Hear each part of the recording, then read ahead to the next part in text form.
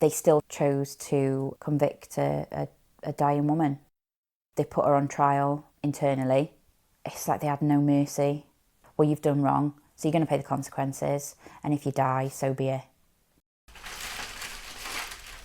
Katie watched her mum fight terminal cancer and the post office at the same time. Fiona Watson was forced to admit stealing from her branch in 2002. She was innocent and died months after. We went off to school, which was really hard. We got back. She had waited for us to get back.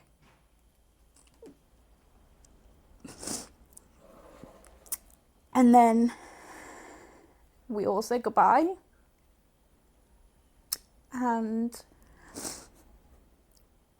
watched her go.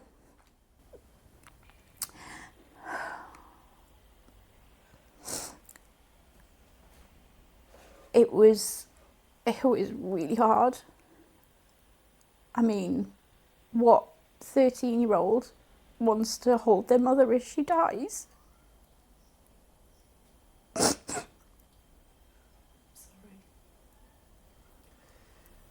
And all this time she'd been gone after by the post office up until that point? Yeah. Do you think it did contribute towards her health, her declining health? 100%. I believe that they're responsible for taking away what little time we had left. Everything was overshadowed by what had happened. If she'd have been able to fight it properly, then she may have had a bit longer. She may even still be here, or at least, you know, for longer than what we had. She declined really quickly. It's like she just gave up. She kept going and kept going. And then she just couldn't.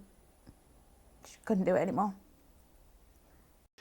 Katie's part of Lost Chances, a group set up by the children of post office victims, each of their lives affected by what happened to their parents. We ended up in a caravan, but the caravan site, you could only be there for 9 months of the year. So for 3 months we were homeless. Got my first job at 14, helped put money on the table for food and, you know, stuff like that. I didn't end up going to college or anything like that because I was working. So I missed out on those opportunities to sort of go to school and, you know, have all that childhood. Do you think it ruined your childhood? 100%.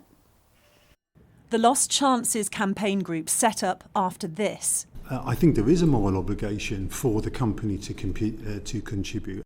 A statement on redress from Fujitsu, the company behind Horizon Software, which saw hundreds wrongfully convicted.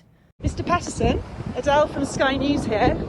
Executive Paul Patterson met with victims and their children in the summer to discuss how to help. Well, we've made that comment, I think, in January about we will contribute to redress, and we will do that.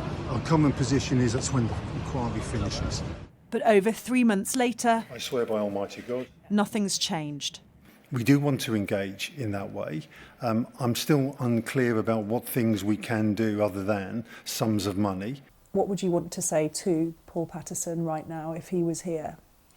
I think it's time that they took responsibility and meant it.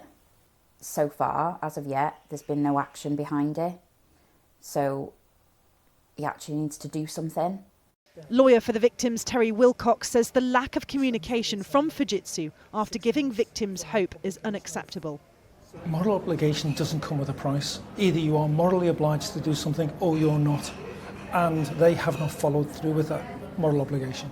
The trouble that people went through to actually draft their stories, to then be ignored, adds trauma to their history. So from my point of view, it is unforgivable to have a 4-month delay without any communication. The Post Office have apologised unreservedly to victims and their loved ones and say they're doing all they can to support those impacted. But it's not necessarily about redress, say campaigners, but putting right lost opportunity. We'll never get back what we lost, but I just want them to take ownership. And waiting on Fujitsu to step up for every victim. Adele Robinson, Sky News.